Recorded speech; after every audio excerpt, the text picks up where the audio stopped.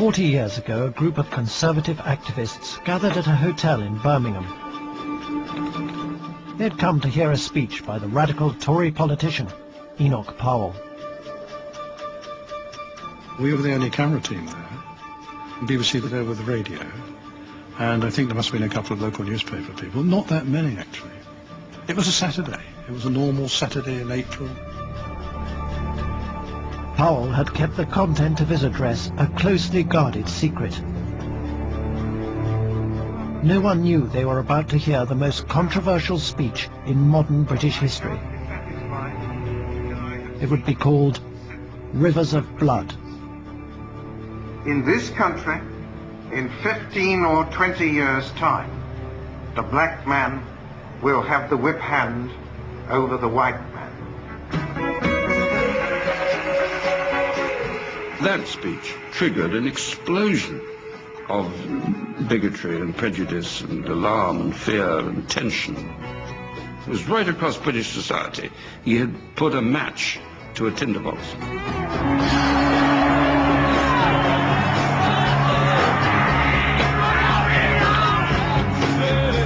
He's notorious. Powell claimed mass migration would bring division and violence.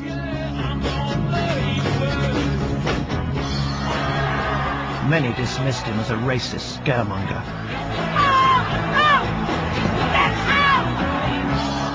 Powell's speaking statement was precisely to talk openly about things that the political elite had decided could not be talked about openly, which is why he was drummed out of political life in Britain.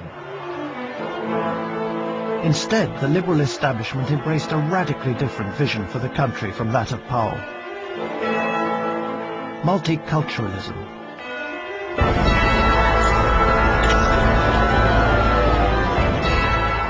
But 40 years on, and in the wake of riots and terror attacks, many are now asking, was Enoch Powell right to predict disaster in his Rivers of Blood speech? It is like watching a nation busily engaged in heaping up its own funeral pile.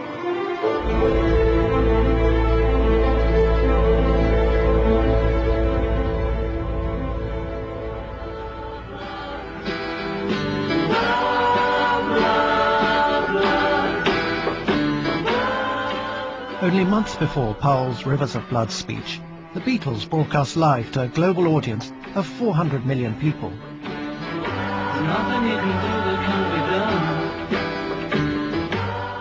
This was a radical new image of 60s Britain as a more liberal, diverse and tolerant society. While many celebrated this vision, others were disturbed by the prospect of profound change. Above all, they feared the revolution that was most transforming the country. Today, there are over 1 million coloured people in Britain.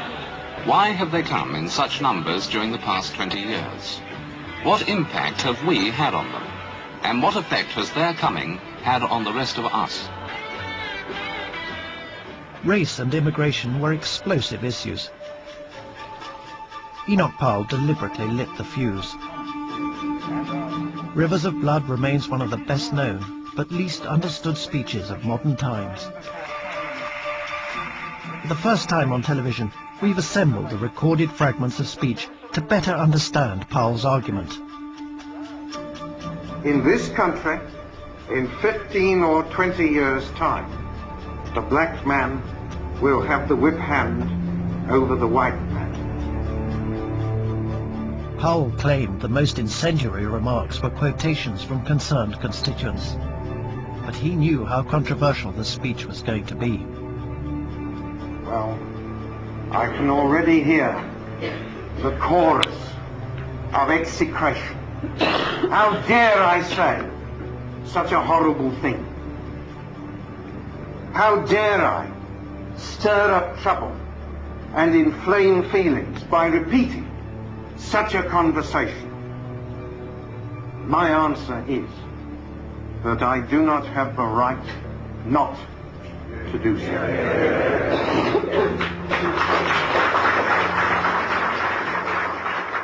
It was a speech dealing with a highly controversial and sensitive issue, and the speech was being made by a very intelligent, very intellectual and very experienced senior politician within the Conservative Party. At the age of 56, Powell, a prominent right-winger, was taking the greatest risk of his career with an attack on immigration. Few frontline politicians had dared speak out against it until now.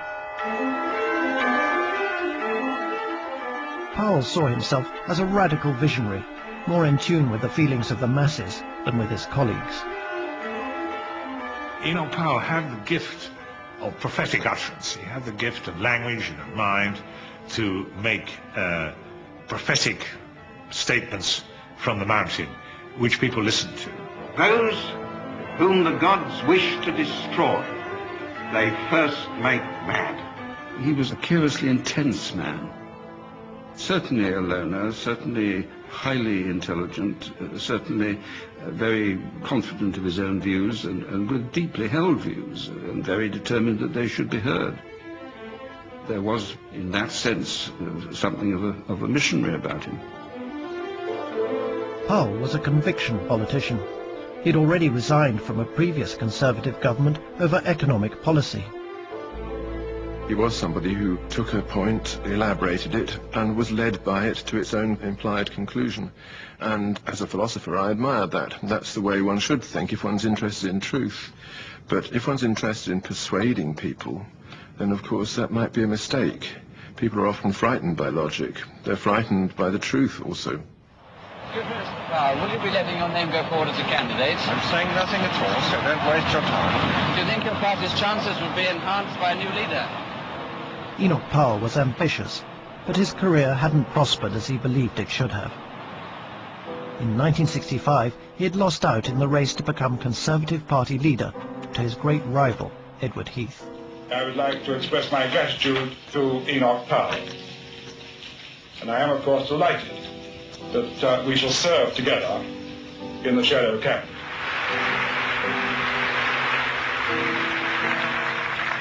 What Enoch felt so strongly about Heath was that Enoch, had come to his view of life on his own. Heath had, if you like, tailored his view to what his smart friends in the Tory party wanted. And I think there was always an underlying contempt for Heath for that reason. Powell believed that a hard-hitting speech might shock Heath into taking tough action on immigration. It would also raise his own profile. Conviction and political ambition met in a potent brew. Enoch Powell was a very bad colleague, and that's not the highest political gift, but it means you're not really going to get all that far if you can't actually work with other people. And he had something in him, something lonely in him, something theatrical in him. He had to be something special. Part of what was special about Enoch was that he was difficult, and you don't make oysters without some sand to begin with. And I think the Tory party, and particularly the Tory leader at the time, found him difficult. He was a bigger figure, really, than the leader, and that usually leads to a confrontation which results in one of them being destroyed.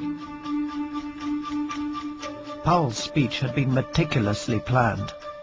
A few days before, he had confided in an old family friend, Clem Jones, who was the editor of Powell's local paper, the Wolverhampton Express and Star. Jones had been advising Powell for some time on how to manage the media. Enoch said, you know, I'm making a big speech on Saturday. And my father said, well, what's it all about? Enoch wouldn't tell him what it was about, but he said, listen, Clem, what's going to happen is, he said, you know when a rocket goes up in the sky and the stars break away? He said, well, this time, when the rocket goes up in the sky, the stars are going to stay up in the firmament.